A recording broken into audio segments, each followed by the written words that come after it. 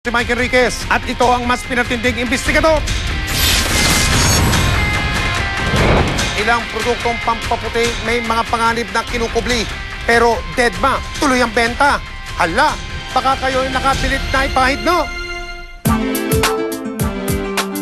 Bakit ang mga Pinoy gustong pumuti? Huwag mag-deny. Maputi kasi pag maputi ka kahit hindi ka na mag-ayos, parang maganda kang tingnan, ganun. Maputi po. Bakit? Kasi para sa akin, ito'y agaw pansin po sa ating mga tao. For me, it's parang, oh wow, it's like an angel. Gusto ko mistisa. Bakit? Kasi maganda siya sa paningin ng mga tao. Tapos, akit-akit siya. Pero hindi lahat ng Pinay gustong maging kutis labanos.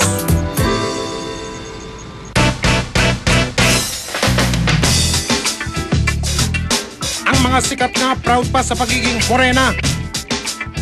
Kaya nga Mocha yung binigay sa akin na pangalan ng mga magulang ko dahil ito yung kulay ko talaga. Dapat maging proud sila sa kulay nila. Kasi doon mo talaga makikita kung maganda ang isang babae kapag dark siya.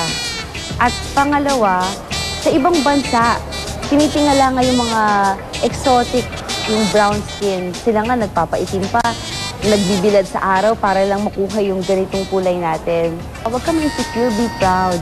Brown is beautiful.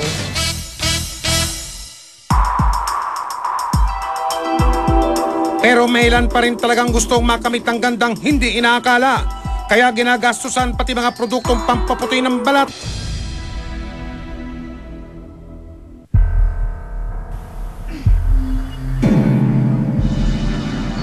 Isa na riyan ang 50 anyos na morena at may bahay na si Herminia Gabad. Para maging kutis porcelana, kinarir niya ang paglalagay ng kung ano-anong pampaputi. Simula nung siya'y dalaga pa. Kaya ko po gustong pumuti. Mas maganda po tignan pag ang babae pumaputi. Maraming napapahangang mga tao pag maputi ka. Jeepney driver pong asawa ko, kumikita po siya ng 500 a day. Pag may natitira pong konti, akin po itong tinatabi hanggang sa may ipon ko po ang presyo na kaya kong bili ng papaputi. Sa 100 pesos po nabibili ko pong papaputi, yung jowly po. Pero parang mapagbiro raw ang tadhana. Tanong ng ginang bakit black pa rin ang beauty niya. At tila matalang yata ang pumuputi sa tagal ng inaasahan niyang resulta. At ang mas masama pa, nasunog at nasirang tuluyan ang dating flawless niyang balat. How's that? Buhat po nung gumamit po ako ng jowly, nagsimula na po ito na magkaroon ng mga pantal-pantal at nasunog na po ito. Minsan po siya nangangati. Tinitiis ko lang po yung kate dahil sa naghahangad rin po ako na kahit paano po, kuminis po yung aking mukha. Nagsisisi po ako dahil sa paggamit ko po ng jowly na yan, nasira po ang aking mukha.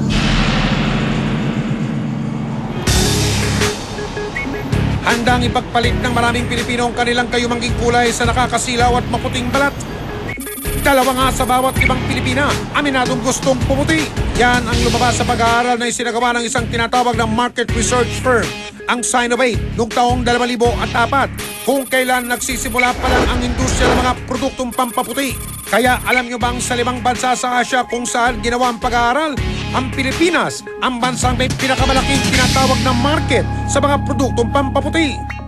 Marami sa ating mga celebrities, marami sa ating mga kilalang tao ang talagang sadyang nagpapaputi para sila ay matanggap at hindi sila ma-discriminate sa lipunan. Na kung saan ang lipunan ay nagbibigay ng pamantayan na ang mga mapuputi ay mayaman. Ang mga mapuputi ay magaganda.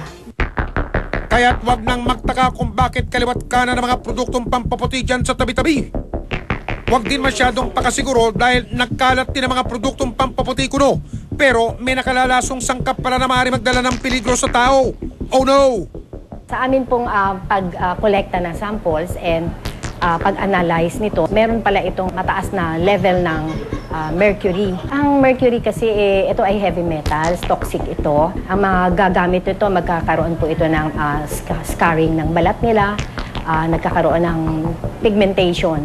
At may mga problema din ito sa mga kidney. Kapag matagal ka na gumagamit ito, maring ang kidney mo magkaroon po ito ng pagsisira. Nangangakong makapagpapaputi ng balat ang ilang produktong inilalako sa ilang tindahang nasa lungsod ng Maynila. wala sanang problema. Pero ang mga ibinebenta pala nila, yung bawal pa. Sa Binondo, Malayang nakabili ang isang asset ng ilang produktong kabilang sa listahan ng mga produktong pampaputi na bawal nang ibenta sa publiko ayon sa FDA. Hoy, banda yan! Ang Jolie Miracle Cream na nangangakong kayang magpaputi sa loob ng 10 araw. Eto't hindi man lang maintindihan ang mga nakasulat sa kahon ng naturang produkto.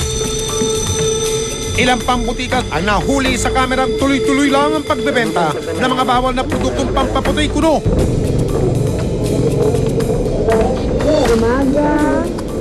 Ang produkto namang ito na matagal nang nasa listahan ng mga pinagbabawal na pampaputi, ito't ibinebenta pa rin sa merkado. Perfect. Yang ginagawa ninyo para masampulang kayo ng mga otoridad. Una, itong mga declared banned na ito, dapat hindi na ito makita sa merkado. Pinapayuhan natin yung ating mga mamimili na umiwas bumili at yung mga namang nagbebenta, dapat alisin na po nila sa kanila pong mga stocks. Kaya nang malaman ng mga opisyal ng FDA na marami pa ring pasaway na nagtitinda ng mga pinagbabawal na nilang produktong pampaputi, naging maliwanag ang kanilang susunod na hakbang. So ngayon, kailangan confiscate na para protection na natin yung consumer product natin.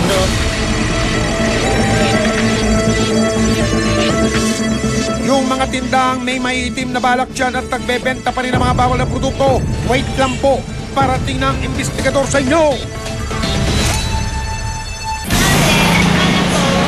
Miss, ito Susunod, gandang hindi inakala, baka naman mauwi sa balat na sira-sira. Kaya ang mga otoridad umiksena na.